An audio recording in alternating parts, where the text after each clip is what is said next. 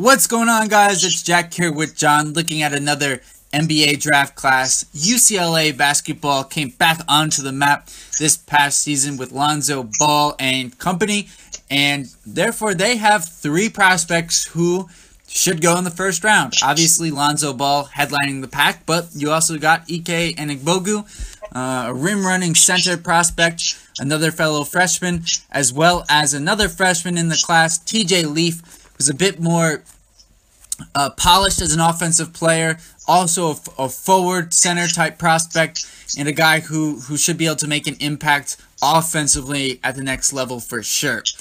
John, get us started here with your thoughts on Lonzo Ball, especially since there's a chance he goes to your Lakers at 2.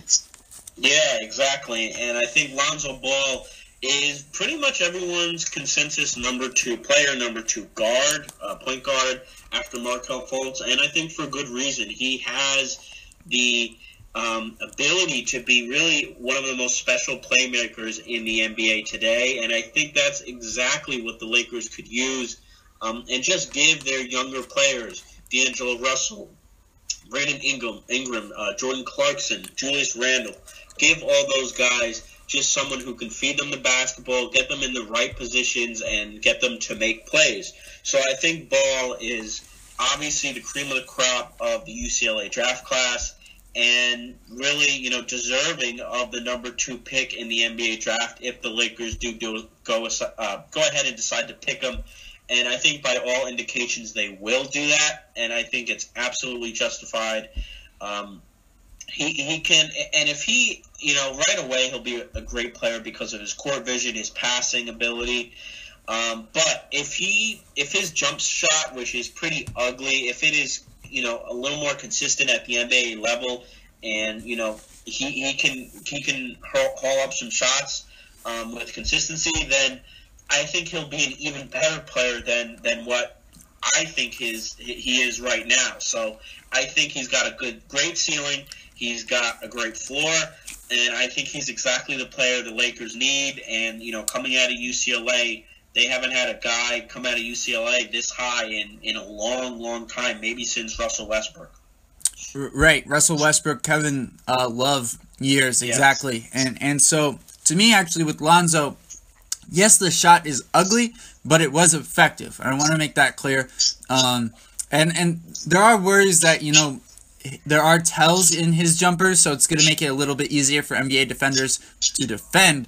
But if it works, it works. Hey, no one questioned Sean Marion when he was making his jump shot. So if it goes in, no one's going to question it. Now, my question with Lonzo, though, is getting to the basket. He wasn't able to do that consistently at UCLA.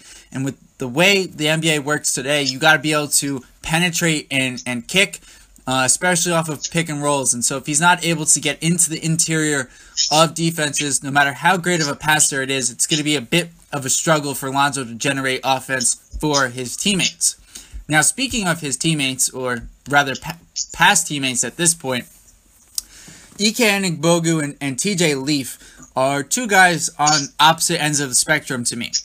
Anigbogu, who's a year and a half younger, he's the athletic specimen, the guy who has a chance to really develop into your prototypical rim-running center at the next level, but limited playing experience last season coming off the bench, only averaged 5 points, 4 rebounds, and therefore is a guy you're going to have to give time to develop at the next level, is going to definitely need to come off the bench initially and just be given time, lots of time to develop, may even be a candidate for some D or G League time. TJ Leaf, on the other hand, I think is very developed offensively. He's got a nice game. He can stroke it and is a solid rebounder to boot. And TJ Leaf, to me, is a player who I think should be taken just after the lottery between 16 and 23 or so, 15 rather, or to 23 or so, and really is a guy who can come in right away and help a team on the offensive end of the court. Yeah, and I guess I'll start here with Ike Anigbogu. When you said prototypical, I think that really hit the nail on the head. He is definitely the type of center that NBA teams are looking for in today's league. athletic guys who can protect the rim, guys who can throw down dunks, guys who, aren't, your father's center. Right, that's a good point. Are going to be complementary players, and they don't need to dominate offensively. They just need to play good defense, get some rebounds for you, finish around the rim, and that's great. And I think that's exactly what Anigbogu could be, as you said, with some seasoning, with some more practice and some more experience. And he's going to be a guy who might be worth taking toward the end of the lottery, but you're going to need to not rush his development and let him come off the bench and, like you said, maybe spend some time in the D or G leagues. And then TJ Leaf, who I think is definitely one of the more underrated players in the entire draft class, a guy who is going to be a great offensive contributor off the bench. He can definitely give you some points. He can shoot the three. He's got a great all-around offensive game, I think, for a big man. And defensively, obviously not the best, but I think he's more than competent as a rebounder, as a defender.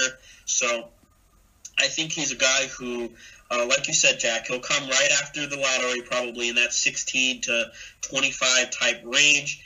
And he's a guy who will come off the bench, could be your sixth or seventh man there, and really give you some bench scoring when you need it. And I think that's a perfect role for him, and he'll fill it fairly well. Yeah, let me jump in here too, really quickly. I think people on TJ Leaf focus a lot on what he doesn't do well, which is he's not an overwhelming athlete, and he's probably a four-man at the next level. And with the way the NBA is played today, and looking at the NBA Finals, that four position is usually manned by a supreme athlete, a guy who's really an oversized wing.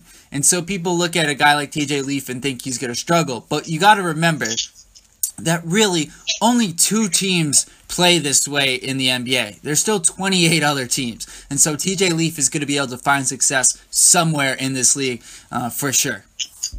Yeah, I don't think that's a question. He'll definitely find some success somewhere, and I think it'll be sooner rather than later if he goes to the right team, to a team that is going to maximize his strength and minimize his weaknesses. Now, Jack, we mentioned Anigbogu and we mentioned Leaf, and obviously Ball is the number one, but both of these guys, there's not too much separating them. Who do you think is the second best player? Do you think it's a big gap between second and third?